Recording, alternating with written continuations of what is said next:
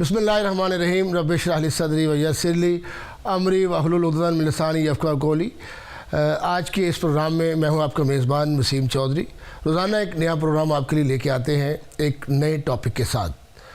जो इस वक्त तब्दीलियाँ दुनिया में रूनुमा हो रही हैं और जो तब्दीलियाँ इस वक्त बरतानिया में रूनुमा हो रही हैं। मैं इस वक्त मैनचेस्टर स्टूडियो से आपसे बात कर रहा हूं और आज हम बात करेंगे बरतानिया में असाइलम सीकर्स जो हैं उनका क्या मुस्तकबिल है। और इस हवाले से आपने देखा है कि बरतानिया के अंदर माजी में भी और आज भी जितनी भी हुकूमतें बनती और टूटती रही हैं उसमें इमिग्रेशन पॉलिसीज़ का जो है मरकज़ी किरदार रहा है। और अब मौजूदा हुकूमत जो है वो लेबर पार्टी की है। लेबर पार्टी की हुकूमत को भी इस वक्त जो सबसे बड़े चैलेंजेस दरपेश हैं वो इमिग्रेशन पॉलिसीज़ के हवाले से है।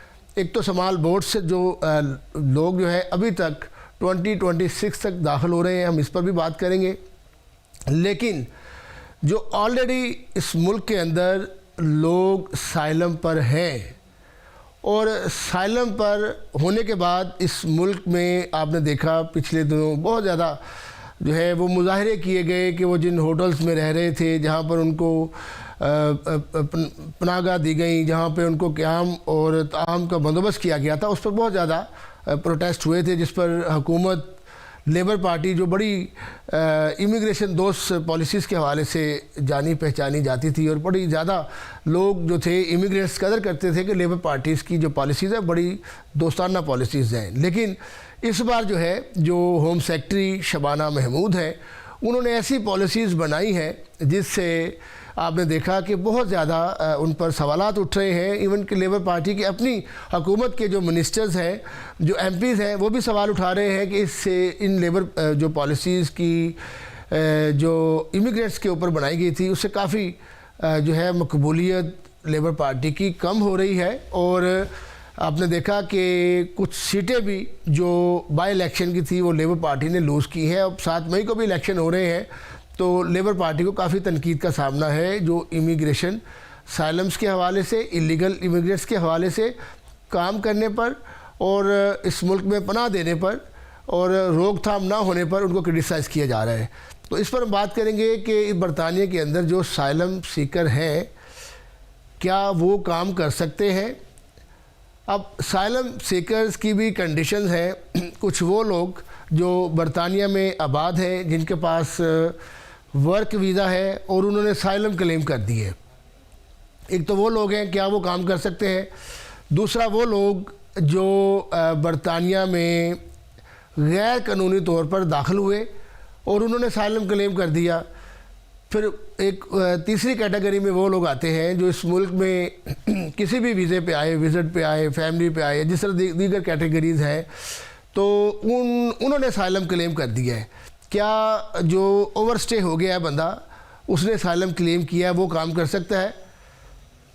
इस पर हम बातचीत करेंगे। मेरे साथ जो है माहिर कानून मौजूद है जो इन सवालात का जवाब देंगे और इस हवाले से मुझसे बातचीत करेंगे और पूछेंगे। राना ज़िया असलम साहब को हम अपने प्रोग्राम में खुशामदीद कहते हैं, माहिर कानून इमिग्रेशन के हवाले से। जी राना साहब अस्सलाम वालेकुम। वालेकुम सलाम चौधरी वसीम साहब, थैंक यू आपने। जी राना साहब ये बताइएगा कि जिस तरह मैंने कहा कि माजी में हुकूमतें बनती है टूटती रही हैं और अब जो है आपने देखा कि लेटेस्ट खबरें आ रही हैं साइलम सीकर्स के हवाले से। तो पहले तो ये बताएं कि साइलम सीकर काम कर सकता है। जी मैं ये कह रहा था कि जो लोग यहाँ पर लीगल एंट्रेंट हैं और उनके पास राइट टू वर्क होता है, चाहे वो स्टूडेंट्स हैं, चाहे वो स्किल्ड वर्कर के ऊपर हैं, चाहे वो स्पाउस वीज़ा के ऊपर हैं, किसी भी लीगल कैटेगरी के ऊपर हैं, और उनके पास राइट टू वर्क अवेलेबल है और वो अपना वीज़ा एक्सपायर होने से पहले यहाँ पर असाइलम क्लेम करते हैं तो उनको right to work straight way ही मिल जाता है बाय डिफॉल्ट, जिसको हम दूसरे लफ्जों में, कानूनी लफ्जों में सेक्शन 3C लीव बोलते हैं। अच्छा। जैसे ही उनका असाइलम क्लेम पेंडिंग हो जाता है और जब तक वो पेंडिंग रहता है या उसके ऊपर डिसीजन नहीं आता या अगर वो रिफ्यूज भी हो जाता है उसके बाद वो अपील दायर कर देते हैं जी बिल्कुल, राना साहब आपकी ख़बरें हम तक पहुंची हैं, बहुत शुक्रिया। आप हमारे साथ मौजूद थे और सालम सीकर के हवाले से आपने ख़बर दी कि उनको बरतानिया के अंदर जो स्किल्ड वर्कर है उनके साथ साथ जो वो जितने आवर्स वो कर सकते हैं उनको काम करने की इजाज़त दी गई है। तो यकीनन ये एक अच्छी बात है कि जो सालम सीकर हैं वो भी इस मुल्क के अंदर अपनी कंट्रीब्यूशन करेंगे और इस मुल्क में काम करेंगे। बहुत शुक्रिया आपके वक्त का, आप हमारे साथ मौजूद थे। मज़ीद हम जो है इस पर बातचीत करेंगे। बरतानिया के अंदर जो स्मॉल बोट्स का जो डाटा मेरे पास मौजूद है, 19 जो पूरे वीक का डाटा मेरे पास पहुंचा है वो मैं थोड़ा सा मेंशन कर दूंगा यहाँ पर कि 19 मार्च को 144 माइग्रेंट्स वो इंग्लिश चैनल पर पहुँचे 2 बोट्स के ज़रिए। फिर 20 मार्च को अभी भी देखें वो गैर कानूनी तौर पर बरतानिया में दाखिल होने के लिए इन मुल्कों से जो गिरोह है वो सरगर्म है, कोशिशें कर रहे हैं। 19 को 144 144 और 20 मार्च को 116 जो लोग थे 3 बोट्स के ज़रिए वो आए। 21 मार्च को खामोशी रही, कोई बोट्स नहीं आई। स्मॉल बोट्स जो होती है जो गैर कानूनी तारकीन वतन आते हैं, मुख्तलिफ़ मुल्कों के लोग वहाँ पे होते हैं। फिर 22 मार्च को फिगर ऊपर गया, 190 जो इलीगल इमिग्रेंट्स थे उन्होंने दाखिले की कोशिश की, 3 बोट्स के ज़रिए आए हैं। फिर 23 मार्च को 272 जो है ये 2026 का मैं फिगर दे रहा हूँ और 4 बोट्स जो हैं वो पहुँची थी इंग्लिश चैनल पर जिनको रोका गया। और उसके बाद ये सिलसिला अभी भी जारी है। इस पर तमाम तर हुकूमती कोशिशों के बावजूद मुआहदे भी किए गए हैं बॉर्डर्स पर, लेकिन गैर कानूनी तारकीन वतन की आमद का सिलसिला अभी तक नहीं रुक सका है। मेरे साथ सीनियर सहाफ़ी साकिब राजा साहब मौजूद हैं जो इस हवाले से आए रोज़ ख़बरें उनकी आती रहती हैं, उनसे बातचीत करेंगे। साकिब राजा साहब, welcome to you in public talk. क्या कहना चाहेंगे जनाब, मेरी आवाज़ आप तक पहुंच पा रही होगी और बताइएगा कि क्या ख़बरें हैं आपके पास तारकीन वतन के मुस्तकबिल के हवाले से, चूँकि जो भी हुकूमत बनती है टूटती है उसमें तारकीन वतन की पॉलिसीज़ का बड़ा एक मरकज़ी रोल है। जी अच्छा, मामला ये है कि आपने तारकीन वतन का फ्यूचर जो है कुछ ज्यादा बेचारे जो अभी यहाँ पे इस मुल्क में मैं कहूँगा पक्के जिन्हें हम कहते हैं अपनी पंजाबी उर्दू जुबान में, वो नहीं है, उनका तो कोई मुझे ज्यादा रोशन मुस्तकबिल नजर नहीं आया। वैसे तो पुरानों का भी कुछ ज्यादा अब रोशन नहीं रहा। जो हालात हैं यहाँ, जो तब्दीलियां, जो तजावीज, जो भी हुकूमत आती है, बनती है, टूटती है, वो अपनी सारी नाकामियां, अपनी सारी इकोनॉमी को नहीं, मतलब उस पर बात नहीं करनी है, कॉस्ट ऑफ लिविंग पे बात नहीं करनी है, आ जाके जो मुद्दा है वो सीधा सीधा डाल देना है इमिग्रेशन पर, जो कि एक बहुत बड़ा मसला है। इससे कोई इनकार ही नहीं है कि इमिग्रेशन जो है उसको कंट्रोल करना ये बहुत बड़ा मसला है। और ये इस हुकूमत की बात नहीं है, ये पिछले 15 साल से है। पिछली हुकूमत 14 साल हुकूमत करके गई है, उन्होंने कितना कंट्रोल कर लिया। एक दूसरे के ऊपर जो है वही पाकिस्तान वाली पॉलिटिक्स हो रही है कि अब लेबर कह रही है कंजर्वेटिव का ये किया जा रहा है, जो तारकीन वतन की तादाद बढ़ी और इस तरह से इंग्लिश चैनल के जरिए आए और डिफरेंट तरीक़ों से वो यहाँ पर पहुँची है। अभी आपके एक गेस्ट बैठे हुए थे थोड़ी देर पहले, वो बता रहे थे कि जी उनको काम करने की असाइलम सीकर्स को इजाज़त दे दी है। असाइलम सीकर की ये जो 12 महीने के बाद काम करने की जो ऑप्शन है ना, ये शुरू से है इस मुल्क में, जिसका डिसीजन, इनिशियल डिसीजन जो है 12 महीने नहीं आएगा, उसके बाद वो काम करने की दरख्वास्त दे सकता है। ये असाइलम की पहले दिन से उसमें शामिल है, ये कोई नई चीज नहीं होने जा रही। अब सिर्फ वो ये कर रहे हैं कि वो कहते हैं कि जी कुछ लोग जो स्किल्ड हैं, जिस तरह नर्सेज का किसी ने कोर्स किया हुआ है, किसी ने कोई मैकेनिकल कोर्स किया हुआ है, कह रहे हैं कि अगर वो लोग 12 महीने से ज्यादा वेट कर रहे हैं तो उनको हम काम करने की इजाजत देंगे, जो कि पहले ही असाइलम के उसमें शामिल है। लेकिन असाइलम का पूरा सिस्टम इन्होंने चेंज कर दिया है और इसकी मैं मुखालफत नहीं करूंगा। ये जो अभी इन्होंने सिस्टम लॉन्च किया है या अनाउंस किया है शुबाना महमूद ने, मैं इसकी मुखालफत नहीं करूंगा। उसकी वजह ये है कि यहाँ पर नाज़रीन को थोड़ा सा बताना चाहेंगे व्यूअर्स को कि वो सिस्टम क्या है। असाइलम का सिस्टम ये हो गया अब कि जनाब, अब आप 2.5 साल, जिस तरह लीव टू रिमेन पहले लोग आते थे शादी की बेस पे या प्राइवेट लाइफ की बेस पे, तो वो 2.5 साल का उनको वीजा मिलता था, 30 मंथ्स का। उसके बाद वो 2.5 साल के बाद दोबारा उसको रिन्यू करवाते थे, नई फीस देते थे, और उसके बाद वो 10 साल के बाद या 5 साल के बाद ILR। अब इन्होंने क्या कर दिया है कि असाइलम इस मुल्क में कभी भी आप नहीं, मतलब 20 साल तक तो आप नहीं ले सकते। 20 साल आपको बार बार वो रिन्यू करवाना पड़ेगा हर 2.5 साल के बाद, यानी असाइलम पक्का नहीं होगा। और ना ही वो मौज खत्म हो गई, वो भी मौज खत्म हो गई कि जिसका असाइलम हो जाता था उसको कहते थे कि अब इसकी, उसको गवर्नमेंट पैसे देती थी, उसकी फैमिली को टिकटों के भी, उसकी वीजे के भी, और यहाँ लाने के भी। यानी वो भी उस पर एक होती थी सहूलत कि वो उसको पैसे नहीं देने पड़ते थे वीजों के, अपने बीवी बच्चों के, और ना टिकटों के, वो भी गवर्नमेंट देती थी। और फिर वो इस मुल्क में ले आते थे, और 5 साल के बाद उनको पासपोर्ट, बल्कि 6 साल के बाद उनको पासपोर्ट मिल जाता था ब्रिटिश, और वो उसके बाद खत्म।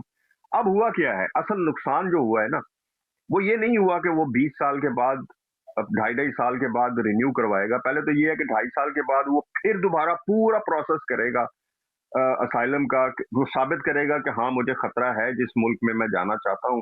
उसके लिए वो जो 2.5 साल पहले उसने सारे पेपर जमा करा, फिर वो नए सिरे से पूरा सबूत जमा करेगा। और सबसे बड़ी इसमें जो खला पैदा होगा वो ये कि पहले तो ये था कि जिस मुल्क के लिए आप असाइलम लेते थे वहां आप जा नहीं सकते थे।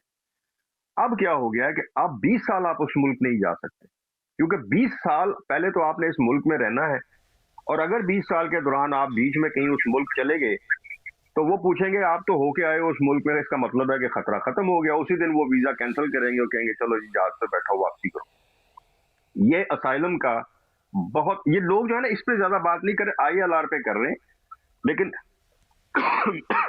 सॉरी, मेरा ख्याल है कि असल जो मसला पैदा हुआ है ना, जो खला पैदा हुआ है, जिससे यहाँ का जो असाइलम सिस्टम है वो लोगों को बड़ा फैसिनेट करता है। वो कहते हैं कि बस 5 साल के बाद पक्के हो गए, ब्रिटिश पासपोर्ट भी मिल गया, बच्चे शच्चे भी पहुंच गए और लाइफ स्टार्ट होगी। ये बहुत बड़ा खिला पैदा होगा इमिग्रेशन सिस्टम के अंदर। ILR का तो चलता रहेगा, वो मुझे नहीं लगता कि वो पहले आए हुए लोगों पर कोई उसमें कोई फर्क पड़ेगा उनको। अभी पिछले दिनों आपने देखा कि शबाना महमूद जो होम सेक्रेटरी हैं उन्होंने ऑफ़र दी थी कि अगर वो वॉलंटरीली इस मुल्क को रज़ा कराना तौर पर छोड़ के जाते हैं तो उनको ख़ास अमाउंट मिलेगी।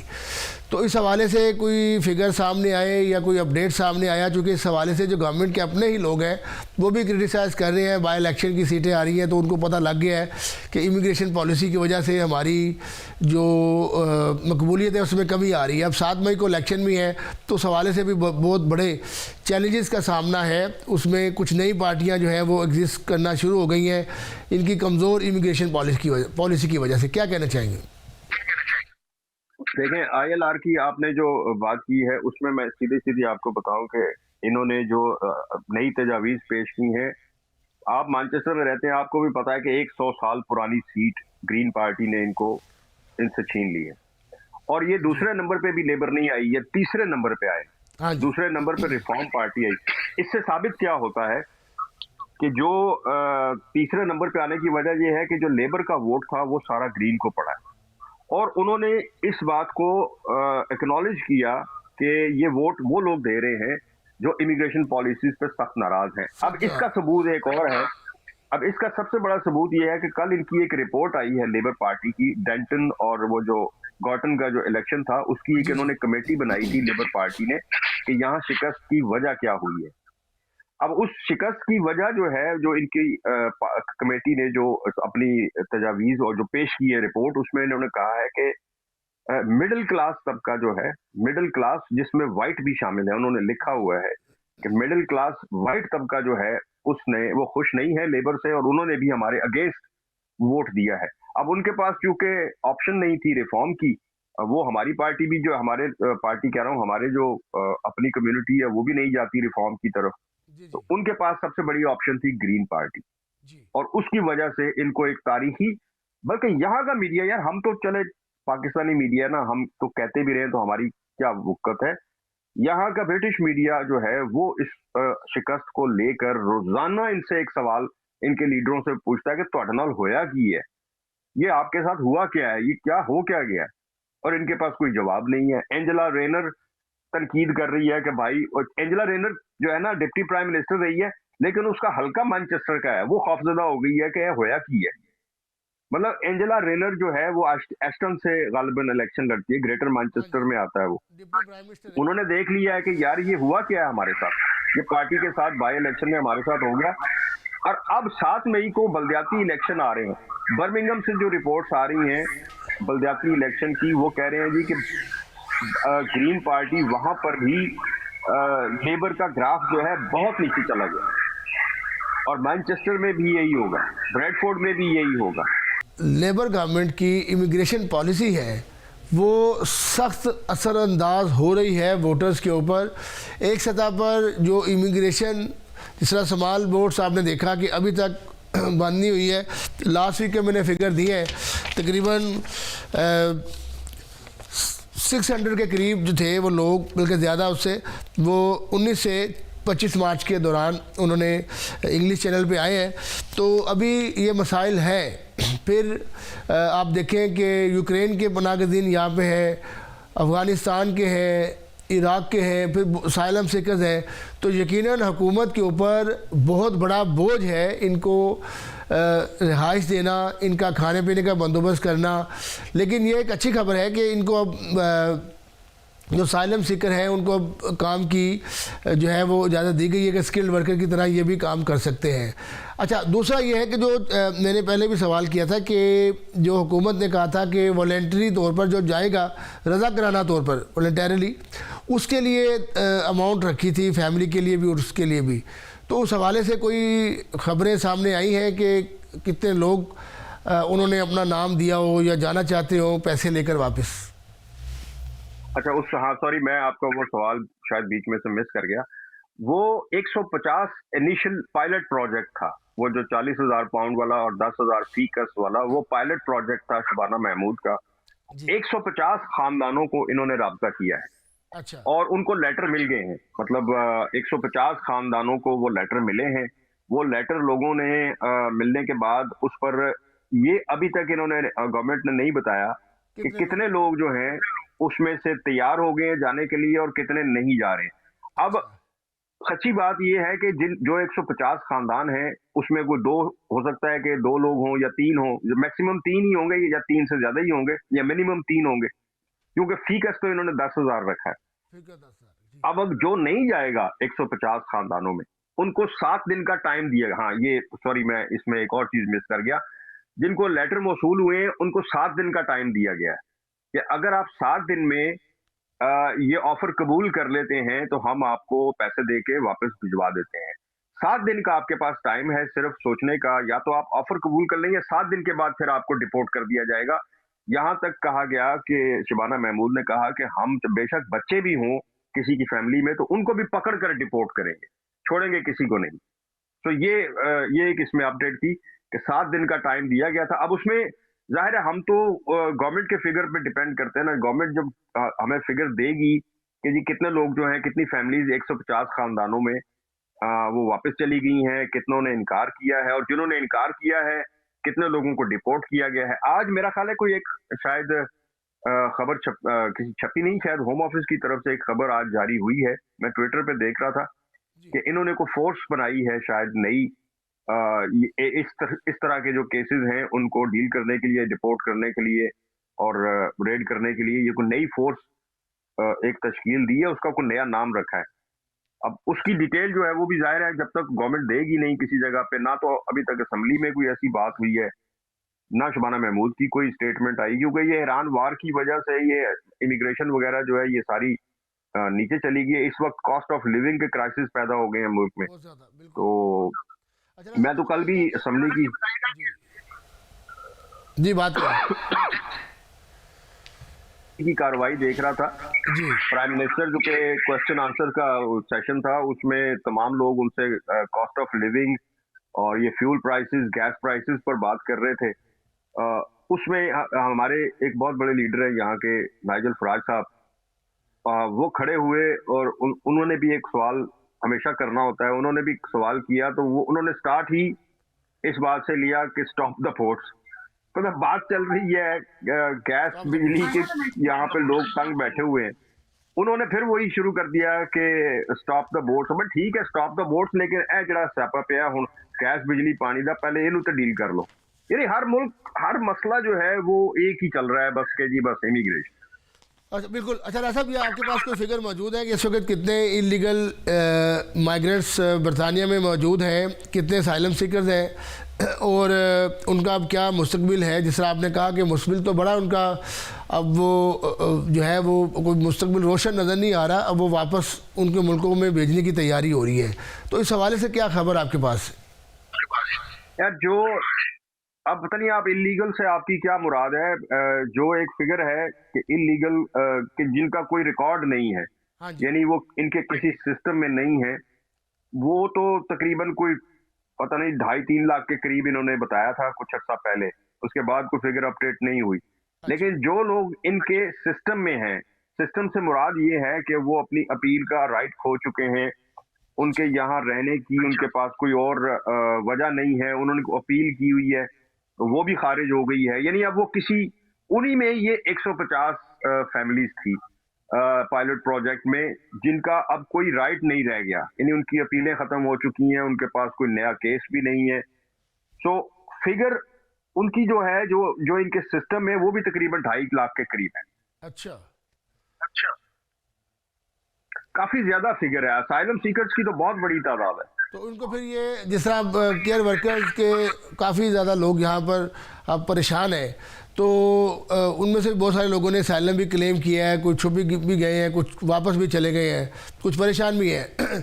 तो वो जो थे उनको मौका टाइम दिया गया था कि वो अपने नए वीज़े नई जगहों से ले लें, तो उस हवाले से भी कोई इतलात आपके पास है? देखिए, नए वीजे वो कहाँ से लें?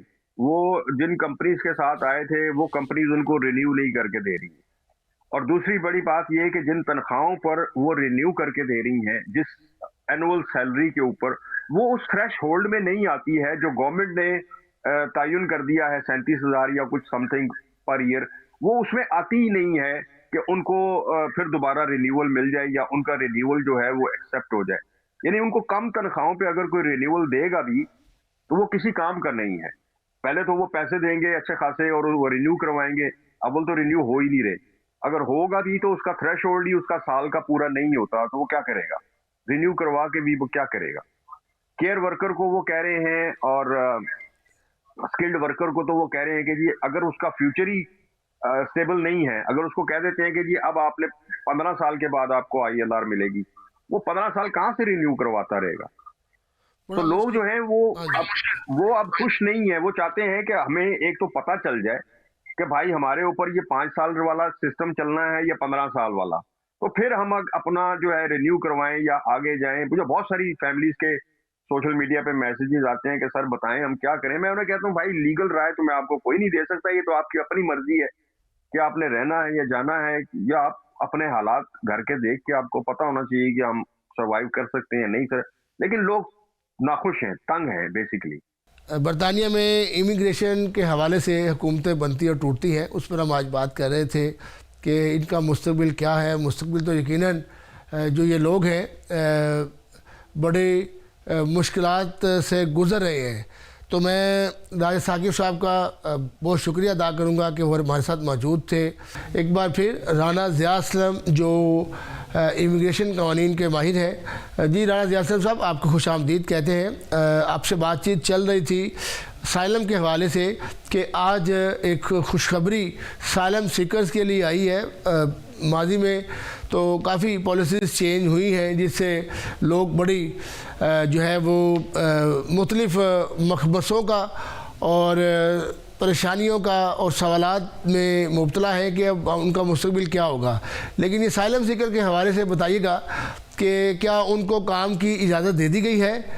तो जब काम की इजाज़त दे दी गई है तो क्या उनके लिए बरतानिया के अंदर जिस तरह वो टैक्सेस देंगे, इस मुआशरे का हिस्सा बन जाएंगे, तो मुस्तकबिल क्या होगा उनका? जो रेस्ट्रिक्टेड वर्क की जो प्रोविजन थी उसको उन्होंने उसका दायरा इख्तियार बढ़ा के उनको एक्सेस दी है उन कैटेगरीज की, उन जॉब्स की जो एक आम तौर पे स्किल्ड वर्कर बरतानिया के अंदर कर सकता था। उसकी एक बाकायदा एक लिस्ट जारी ऑलरेडी की गई है स्किल्ड वर्कर लोगों के लिए। तो उस लिस्ट में से जो कोड्स हैं, जो ऑक्यूपेशन कोड्स हैं, जो जॉब टाइटल्स हैं, उनकी एक्सेस असाइलम सीकर्स को दी गई है। तो इससे मैं समझता हूँ कि बहुत सारे असाइलम सीकर जो इकोनॉमिकली स्ट्रगल करते थे उनके लिए ये बहुत ही अच्छा होगा, जिसके अंदर नर्सेज और डॉक्टर्स, इवन बहुत सारे डॉक्टर्स ऐसे थे जो स्टक थे, जो अपनी सर्विसेज एनएचएस को देना चाहते थे लेकिन वो दे नहीं पा रहे थे अपने असाइलम सीकर और रेस्ट्रिक्टेड वर्क होने की वजह से। तो ऐसे लोगों के लिए रास्ते खुलेंगे और जो लोग बरतानिया की इकॉनमी के ऊपर बर्डन नहीं बनना चाहते तो उन लोगों के लिए ये बहुत अच्छा मौका होगा कि वो अपनी जॉब हंटिंग करके रेलेवेंट जो अपनी प्रोफेशन है, जो अपनी स्किल है, उसके हिसाब से अपनी जॉब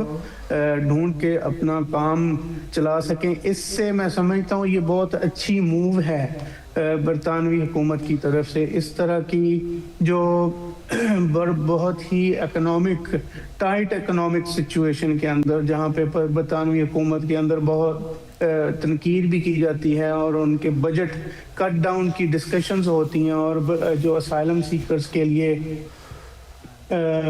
जो नाकदीन हैं वो उनके पास ऑलवेज एक पॉइंट होता है कि ये बरतानवी हुकूमत के ऊपर इकोनॉमिक जो बर्डन है और जो फाइनेंशियल सपोर्ट दी जाती है बरतानवी हुकूमत की तरफ से असाइलम सीकर्स को, तो उन लोगों के लिए अपॉर्चुनिटी है कि वो इस फाइनेंशियल जो सपोर्ट है उससे बाहर निकलें, अपनी जो लाइफ को यहाँ पे सेटल करने की कोशिश करें। आई थिंक ये जो बरतानवी हुकूमत की ये मूव है, ये जो बैकग्राउंड कंसल्टेशन चल रही है and indefinite leave to remain की, के हर बंदा अपनी इंडेफिनिट लीव टू रिमेन को अर्न करेगा, तो ये मेरा ख्याल है ये उस तरफ लिंक करेगा कि ताकि लोग लेकिन राणा साहब अब देखें, अब ये काम की जो इजाज़त तो दे दी गई है, लेकिन उसके बाद क्या जब वो काम करेंगे तो उसके लिए कोई टाइम मुकर्रर है कि उससे उनके जो एप्लीकेशन का स्टेटस है उसमें कोई तब्दीली आएगी, या वही जिस तरह पहले हमारे दोस्त एक साकिब साहब आए थे, वो कह रहे थे कि 20 साल तक अगर वो साइलम सीकर है तो हर 2.5 साल बाद उसका वो वीज़ा एक्सटेंड होता रहेगा और उसको वो चेक करेंगे कि उसकी अब सर्कमस्टांसेस क्या हैं। तो इस पर फिर अगर वो 2.5 साल तक उसको साइलम का एक परमिशन दी गई है, वो काम करता है, फिर वो क्या इस पर बात करें क्या होगा फिर इसमें?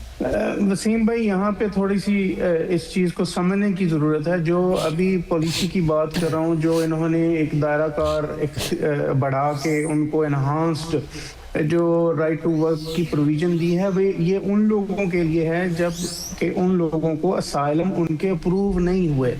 ये उस ट्रांजिशन की बात हो रही है जब उनके asylum claim pending for a decision हुकूमत के पास पेंडिंग पड़े हैं और हुकूमत के पास टाइम नहीं है कि वो 12 महीने के अंदर अंदर उसके अंदर उनको फैसला दे सके, उनको अप्रूव करे या रिफ्यूज़ करे। तो ये उन लोगों की बात हो रही है जब किसी को ग्रांट हो जाता है रिफ्यूजी स्टेटस। तो साकिब साहब ने जो रेफ़र किया है वो उन लोगों के लिए है जो 2.5 साल की जो उनको रिफ्यूजी स्टेटस मिलेगा, वो हर 2.5 साल के बाद उसको एक्सटेंड करेंगे, 20 साल पूरे करेंगे और इंडेफिनिट लेंगे। तो ये दोनों चीज़ें डिफरेंट हैं। जब किसी को असाइलम और रिफ्यूजी स्टेटस ग्रांट हो जाता है तो उसके लिए तो दायरा कार वैसे ही बढ़ जाता है। तो वो चाहे जॉब करे, चाहे वो बिजनेस करे, चाहे वो कहीं लिमिटेड कंपनी के अंडर काम करे, चाहे वो सोल ट्रेडर काम करे, तो कोई रेस्ट्रिक्शंस नहीं है। मैं यहाँ वजाहत करना चाहता हूँ कि जिन लोगों के असाइलम पेंडिंग है और जो आज की जो खुशखबरी की बात कर रहे हैं, इस पॉलिसी के तहत जो लोग हैं जब उनके असाइलम क्लेम पेंडिंग पड़े होते हैं डिसीजन के लिए, इस दौरान वो सिर्फ जॉब कर सकते हैं, वो बिजनेस नहीं कर सकते, वो सेल्फ एम्प्लॉयड नहीं हो सकते, वो किसी लिमिटेड कंपनी के अंदर अपना बिजनेस नहीं कर सकते। तो ये डिस्टिंग्विश करना और इस फ़र्क को जानना बड़ा अहम है।